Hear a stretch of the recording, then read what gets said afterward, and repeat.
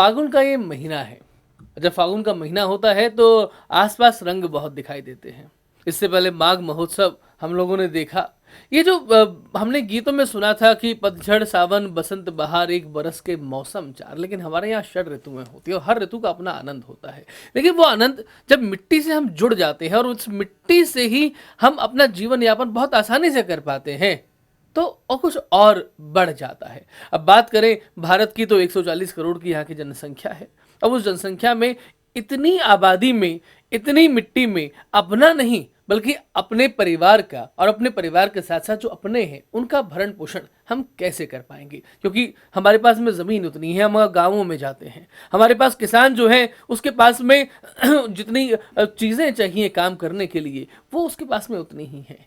बात करेंगे आज एक ऐसी खेती की जहां पर कम जगह में कम स्थान में अधिक पैदावार ली तो जा सकती है, लेकिन उसके लिए क्या किसी तरह की ट्रेनिंग की आवश्यकता है, कितना पैसा लगता है, सरकार कितना आपका अनुदान देती है। हम बात कर रहे हैं एक ऐसी चीज़ की जिसका नाम है मशरूम। जी हाँ, हमने जैसे बचपन में हम सांप की छतरी के नाम से भी जानते थे, जिसे कुछ लोग गैनोडर्मा भी कहते हैं, जिसे कुछ लोग फंगस भी कहते हैं, लेकिन अपने आप में एक बहुत न्यूट्रिशियस फूड, और उसी के बारे में आज हम चर्चा करने वाले हैं। हमारे साथ चर्चा के लिए स्टूडियो में जो विराजे हैं उनका परिचय आपसे कराता हूँ। हमारे साथ हैं डॉक्टर सत्यनारायण चौधरी जी, आप चीफ ट्रेनर हैं IHITC दुर्गापुरा जयपुर से। सत्यनारायण जी, आपका बहुत बहुत स्वागत। नमस्कार सर। नमस्कार सत्यनारायण जी, सबसे पहले चूंकि मैंने जो भूमिका में बात कही कि हमारी आबादी जो है वो लगातार बढ़ती जा रही है, वो कम नहीं हो रही जिस अनुपात में होनी चाहिए, ऐसे में मशरूम जैसी कुछ ऐसे खेती जो है वो होनी बड़ी आवश्यक है, जो कम जगह में होनी चाहिए और अधिक पैदावार होनी चाहिए, जिसका मूल्य जो हो वो और बढ़ा हुआ हो और लोगों को फायदा भी हो। क्या ऐसा मशरूम के साथ में संभव है, और संभव है तो कैसे संभव है, कम खर्च में अधिक मुनाफा? जी सर, देखिए सर, आज की तारीख में जो मशरूम है जिसको अपन बोलते हैं एक चर्चित कवकीय वनस्पति, और ये डाइनिंग टेबल का शान बनता जा रहा है जी। तो आज के समय में ज़मीन कम पड़ती जा रही है, वातावरण का कोई पता नहीं, पानी कम पड़ता जा रहा है। लोग चाहते हैं कि थोड़े एरिया के अंदर, थोड़े से पानी के अंदर वातावरण की प्रतिकूल दशाओं से बचते हुए इसका उत्पादन लिया जाए। जी। तो इसका उत्पादन लेने के लिए झोंपड़ी या कमरों की जरूरत पड़ेगी, उसके अंदर इसकी खेती करते हैं, उसको कहा जाता है इंडोर कल्टीवेशन। अपना नया जो यूथ है जी। वो चाह रहा है कि हमें धूप नहीं लगे, हम धूप में नहीं करना चाहते, हम थोड़े एरिया के अंदर बढ़िया प्रोडक्शन लेना चाहते हैं, तो मशरूम के ऊपर जाया जा सकता है। हम क्या करते हैं, 4 बाई 6 फीट का एक रेक लेते हैं, उसमें 4 शेल्फ बना लेते हैं और गेहूं के भूसे को उपचारित करके उसमें बीज डाल के उसके ऊपर मशरूम का उत्पादन करते हैं। तो ये काम जैसे जैसे अपन रिफाइन होते जाते हैं उस हिसाब से बढ़ाते जाएं और अपने परिवार का जो भरण पोषण यहाँ पर आराम से किया जा सकता है। सत्यनारायण जी, जो आपने बात की कि 4x6 की रैक है और उसके साथ में गेहूं के भूसे की आपने बात की, अब यहाँ पर बात ये आती है कि मशरूम ये हमारे यहाँ भारत में जितना उतना पुराना नहीं है जितना हम चने के बारे में सुनते हैं, बाजरा के बारे में, ज्वार के बारे में सुनते हैं। बहुत पुराना होगा, लेकिन ये कुछ समय में एक अधिक चर्चित नाम हुआ है, और जो चर्चित नया होता है उसके लिए नई ट्रेनिंग जो है वो बहुत ज़रूरी होती है, वरना अधजल गगरी छलकत जाए, हम सब ने सुना है। तो सुनियोजित तरीके से क्या इसकी कोई व्यवस्था है? ट्रेनिंग कहाँ पर करनी चाहिए, या ट्रेनर्स वहाँ तक पहुँचते हैं, या किसानों को या जो करना चाहते हैं युवा उन्हें दुर्गापुर आपके सेंटर में या कहीं और वहाँ आना होगा? थोड़ा इसके बारे में विस्तार से जानकारी। हम मशरूम उत्पादन करना चाहते हैं तो सबसे पहले हमें ट्रेनिंग प्रोग्राम ज़रूर करना चाहिए। वो इसलिए क्योंकि इसमें सैनिटेशन, साफ सफाई का बहुत ध्यान में रखना पड़ता है।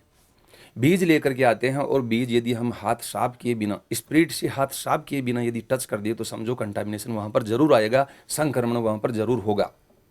किसी टब के अंदर लेते हैं, वो यदि स्प्रिट से साफ किया हुआ नहीं है तो जरूर कंटामिनेशन आ जाएगा। इन चीज़ों को देखते हुए ट्रेनिंग प्रोग्राम सबसे पहले लेना चाहिए, ताकि वो किसान, वो नवाचारी जो व्यक्ति है वो उसमें ज़रूर सक्सेस हो। तो इसके लिए उसको ट्रेनिंग प्रोग्राम करना चाहिए। ट्रेनिंग प्रोग्राम के अंदर कहाँ से वो शुरुआत करेगा, कहाँ तक जाएगा, कहाँ उसका मार्केटिंग होगा, ये पूरी जानकारी उसको जो दी जाएगी। तो इसके लिए वो हमारा सेंटर है international horticulture innovation and training centre Durgapura Jaipur, वहाँ पर हमसे कांटेक्ट कर सकता है। वहाँ पर उनको 5 दिन का 3 दिन का ट्रेनिंग दिया जा सकता है, लेकिन हमारा कुछ नॉमिनल कॉस्ट है और उसका फीस है 2000 रुपया एक आदमी का, एक दिन का। 3 दिन के लिए आता है, 6,000 रुपया उसका फीस होगा। वहीं पर रहने की व्यवस्था होगी, वहीं पर खाने की व्यवस्था होगी। वहीं पर हम जो है तीसरे दिन उनको एक जो किसान कर रहा है उनके यहाँ पर विजिट करवाएंगे। इसका लिटरेचर, इसका जो है ट्रेनिंग किट है वो उसको दिया जाएगा, ग्रुप फोटो दिया जाएगा और आने जाने का किराया भी उसको दिया जाएगा। सत्यनारायण जी, आपने ट्रेनिंग के बारे में अच्छा बताया कि कैसे करना है, कितना खर्चा लगेगा। अब बात जरा ये है कि मशरूम नाम सुनने में एक हेल्दी न्यूट्रिशियस फूड के तरीके से आता है, लेकिन पर्टिकुलरली इसके गुण जो है वो सभी को मालूम होने चाहिए। एक अजीब सा एक बात ये भी है कि ये वेजिटेरियन होता है या नॉन वेजिटेरियन होता है, तो वो भी एक कंफ्यूजन दिमाग से निकलना चाहिए। इसके गुणों के बारे में पता लगे, क्या इसकी कई तरीके की किस्म होती हैं, कितने प्रकार के होते हैं, या मशरूम केवल एक है जो नाम है? जी देखिए सर, ऐसा है, अपने राजस्थान के अंदर सबसे पहले एक सेंटर बना राजस्थान एग्रीकल्चर कॉलेज उदयपुर में, और वहाँ पर एक परियोजना लाई गई, all India coordinated research project on mushroom, AICRP। वहाँ पर काम करने लगे तो अपने लोगों को पता चलने लगा कि मशरूम भी अलग अलग टाइप का होता है। अपन जो प्रयोगशालाओं में सबसे पहले उगाए उनके अंदर ढींगरी मशरूम उगाए, जिसको इंग्लिश में ऑयस्टर बोला जाता है। हम जो है सर्दियों के टाइम में बटन मशरूम उगाए, और तीसरा जो है गर्मियों के अंदर हम बटन का या ढींगरी का टेस्ट लेना चाहते हैं तो दूध छाता, जिसको कैलोसाइबा इंडिका बोला जाता है, वो उगाए। तीनों मशरूम को अच्छे तरीके से अपन ने उगाया और किसानों को कहा कि आप लोग भी इनके ऊपर आओ। आज किसान भी जो है इसको कर रहे हैं। इनके अलावा यदि हम हट करके दूसरी बात करते हैं तो अपने जो जंगलों के अंदर है वहाँ पर भी खाने योग्य मशरूम मिलता है। उसके अंदर पहला है गैनोडर्मा मशरूम। अपने जो पुराने पेड़ है वो टूट जाते हैं, गिर जाते हैं, उनका जो तना पड़ा रहता है उसके ऊपर मशरूम उग जाता है। हम उसके ठोकर मारते हैं, तोड़ने की कोशिश करते हैं, टूटता नहीं है, सख्त रहता है। वो बड़ी स्टेमिना देता है, बड़ी ताकत देता है। उसको जो है पीस करके दूध के अंदर डाल करके लिया जा सकता है, उसको हम खा सकते हैं। एक जो है इसी टाइप के तने के ऊपर देखते हैं तो हम देखते हैं, उसको टच करते हैं तो वो बिल्कुल हिलता है और अपने कान की सी आकृति का रहता है, इसलिए उसको बोलते हैं ईयर मशरूम। एक जो बंदर का सिर रहता है उस टाइप का रहता है, उसको मंकी हेड मशरूम के नाम से बोला जाता है।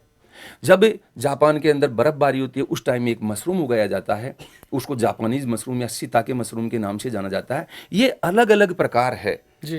इन सभी मशरूमों को जैसे हमारी लेबोरेटरी के अंदर उगा लिया गया है, लेकिन किसानों को एक बात कही है, आप ढींगरी मशरूम उगाओ साल भर के लिए। सर्दी में उगाना चाहते हो तो आप बटन मशरूम करो, और यदि आप गर्मी में करना चाहते हो तो दूध छाता मशरूम करो। यही करके वो आगे बढ़े तो बहुत बढ़िया होगा।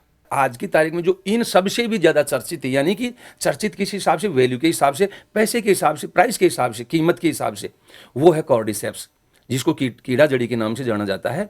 उसको केवल शीशे के पोटों के अंदर उगाया जाता है। मशरूम क्या है? एक प्रकार का कवक है, एक धागा है। इस धागे को फ्रूट बॉडी के अंदर, फलन काय के अंदर परिवर्तित कर दिया जाता है। तो उन शीशे के पोट्स के अंदर इस मशरूम का जो है स्पान डाल करके इसको उगाया जाता है और वहाँ पर फ्रूट बॉडी के रूप में आता है। उसका रेट रहता है लगभग ₹1,00,000 ₹2,00,000 केजी का भाव। तो इस कीड़ा जड़ी को भी जो है आज की तारीख में अपने लोग उगा रहे हैं, और अपने प्रधानमंत्री जी की बात करते हैं तो इस कीड़ा जड़ी मशरूम को वो बहुत ज़्यादा पसंद करते हैं। तो इस टाइप की धीरे धीरे आविष्कार होते होते नई नई चीज़ों के ऊपर हम जाएंगे, हम आगे की तरफ बढ़ेंगे, तो इसके ऊपर भी अपने किसान जा सकते हैं। सत्यनारायण जी, आपने जो चीज़ बताई और साथ साथ में आपने जो एक प्रधानमंत्री जी के बारे में कहा कि उन्हें भी ये मशरूम पर्टिकुलरली जिसका भाव 1,00,000 प्रति किलो तक रहता है। अब बात ये है कि मशरूम उत्पादन करना है तो करने के लिए जगह तो आपने बताया कि इतना चाहिए, लेकिन किन किन चीज़ों की आवश्यकता रहेगी? हमारे साधन कौन कौन से रहेंगे? क्या वही साधन रहेंगे जो आमतौर पर खेतों में प्रयुक्त होते हैं, या फिर उससे कुछ अलग मशरूम के लिए एक स्ट्रक्चर होता है? देखिए सर, ऐसा है कि यदि हम ढींगरी मशरूम उत्पादन करें या दूध छाता करें या बटन मशरूम करें, उत्पादन करना चाहते हैं तो सबसे पहले हमारे को एक झोंपड़ी की या कमरे की जरूरत होगी। झोंपड़ी या कमरा जितना भी बड़ा हो वो आराम से चलेगा। हम इन मशरूमों को उगाने के लिए रैक्स की जरूरत पड़ती है। उनको रखते हैं तो कितने रैक्स हमारे आ जाएंगे ये थोड़ा सा देखना पड़ेगा। तो कमरा या झोंपड़ी हो गया, रखने के लिए रैक्स हो गया। ठीक है। हमारे पास में इसको उगाने के लिए जिस पर ये उगता वो है गेहूं का भूसा, व्हीट स्ट्रा जिसको बोलते हैं, उसके ऊपर उगाया जाता है। जिसके ऊपर बीज बनता है वो गेहूं का दाना या ज्वार का दाना होता है, उसमें कल्चर मिला करके बीज बनाया जाता है, उसकी जरूरत पड़ेगी। बीज को तोलना है तो छोटी टब की जरूरत पड़ेगी। गेहूं के भूसे को उपचारित करना है तो 3 दवाओं की जरूरत पड़ेगी। बाविस्टीन है, इमिडाक्लोरपिड है और फॉर्मल्डिहाइड है। इनको एक निश्चित मात्रा के अंदर लेते हैं और एक ड्रम जिसके अंदर 100 लीटर पानी डाला, गेहूं का भूसा 20 किलो डाला और 3 दवाइयाँ डाली, रात भर के लिए ढक्कन बंद करके रखा और जो दूसरे दिन उसको निकाल करके उस पर हम बीज डालेंगे। तो बीज डालने के लिए हमारे को वहाँ पर सीट का जरूरत पड़ेगा, प्लास्टिक का सीट, ठीक है। उसकी जरूरत पड़ेगी। और फिर जो है हम इनको रख करके पानी पिलाना चाहेंगे तो वहाँ पर आपको फुट स्प्रे पंप की जरूरत पड़ेगी। कुल मिला करके आपको झोंपड़ी या कमरे की जरूरत पड़ी, आपको जो है रेक्स की जरूरत पड़ी, आपको जो है फ्लेक्स की जरूरत पड़ी, आपको थैलियों की जरूरत पड़ी, बीज की जरूरत पड़ी, 2 प्लास्टिक के टब, छोटा बड़ा, उसका बैलेंस आपका जो है वो, इन चीज़ों की जरूरत पड़ती है। ये एक बार हम ले लिए तो कोई सा भी मशरूम उगाओ, आपके लगभग सभी जगह ये काम में आएंगे। सत्यनारायण जी, आपने जो बताया उस हिसाब से लगता है कि बहुत अधिक आवश्यकताएं नहीं होती हैं मशरूम उत्पादन करने के लिए। पर्टिकुलरली हम फिर भी एक जानना चाहेंगे आपसे कि एक एवरेज के तौर पे अगर एक पर्टिकुलर साइज लें तो साइज में कितना खर्चा एक किसान का हो जाता होगा। लेकिन उसके साथ साथ में एक और प्रश्न मेरा आपसे रहेगा, मशरूम कल्चर के बारे में बहुत बात होती है कि मशरूम कल्चर इस तरीके से प्रोसेस में आए, आगे बढ़े, और उसके लिए माध्यम क्या होगा उसकी भी बात होती है। तो पर्टिकुलरली मशरूम कल्चर ये क्या है, माध्यम जो होता है वो माध्यम की आवश्यकता पड़ती है, तो वो माध्यम क्या है, क्या प्रोसेस है पूरा, हमारे दर्शकों को बताएं। देखिए, यदि हम मशरूम का बीज बनाना चाहते हैं तो अपने को माध्यम तैयार करना पड़ेगा, जिसको इंग्लिश में मीडिया बोला जाता है। ये मीडिया 3 चीज़ों से तैयार किया जाता है। पहला है अगर, एक तरीके से समुद्र का झाग है। दूसरा माल्टोज है। तीसरा डेक्सट्रोज है। 1 लीटर पानी लिया, अगर 20 ग्राम ले लिया, माल्ट एक्सट्रैक्ट 10 ग्राम लिया, डेक्सट्रोज 10 ग्राम लिया, भगोने के अंदर डाला, स्टोव के ऊपर चढ़ाया और मोम को पिघालने के बाद में जिस हिसाब से तैयार होता है वैसा पदार्थ तैयार हो जाता है। अच्छा। इस पदार्थ को छान करके और जो है टेस्ट ट्यूबों के अंदर भर देते हैं, पेट्री प्लेट्स के अंदर भर देते हैं। और हम कल्चर तैयार करना चाहते हैं तो मशरूम का नया फ्रूट बॉडी लेते हैं और उस फ्रूट बॉडी को बीच में से काट करके जो नीचे का डंठल और ऊपर का टॉप है वहाँ से कटिंग के बाद में छोटा सा टुकड़ा उठा करके उसमें डाला जाता है। ये कह सकते हैं कि मशरूम के उस टुकड़े का, उस टिश्यू का ये छोटा खाना है। उस टिश्यू को यहाँ पर रखा जाता है, धीरे धीरे वो टिश्यू बढ़वार करेगा, उसका माइसीलिया ग्रोथ करेगा और पूरी ट्यूब के अंदर फैल जाएगा, व्हाइट ग्रोथ आ जाएगी। व्हाइट ग्रोथ आती है तो हम समझ जाएंगे हमारा प्योर कल्चर तैयार हो गया। यदि व्हाइट ग्रोथ नहीं आती है, काला कलर आता है, नीला आता है, पीला आता है, तो समझ जाएं यहाँ पर कंटामिनेशन उस टुकड़े को रखते टाइम हो गया है। नए सिरे से आपको जो है मीडिया तैयार करके उस पर छोटा सा टुकड़ा रखना पड़ेगा, तब जाके आपका प्योर कल्चर तैयार होता है। सत्यनारायण जी, इस कार्यक्रम में बड़े सुंदर तरीके से आप बता रहे हैं और साथ साथ में 1-2-3 बार मैंने शब्द सुना अभी तक कंटामिनेशन वाला जो आपने बताया है। अब अगर हम एक बार के लिए फर्ज करते हैं, मानते हैं कि किसी कारण से ये हो गया, किसान को हमारे मालूम नहीं चला या मालूम चल गया तो उसने सोचा वापस से प्रोसेस करना पड़ेगा, चलने देते हैं, हमारे यहाँ कभी कभी हो जाता है, तो ऐसे में मशरूम का जो उत्पादन है उस पर क्या असर पड़ेगा? और अगर उत्पादन हो भी गया उसके बाद में वो वहां तक पहुंच गया जिसे हम उपभोक्ता ग्राहक कहते हैं, और तो उसके स्वास्थ्य पर क्या असर पड़ेगा, दोनों के बारे में थोड़ा बताएं। जी, कंटामिनेशन का मतलब है संक्रमण। यानी हम भूसे को उपचारित करते हैं तो वहां पर 3 दवा काम में ले रहे हैं।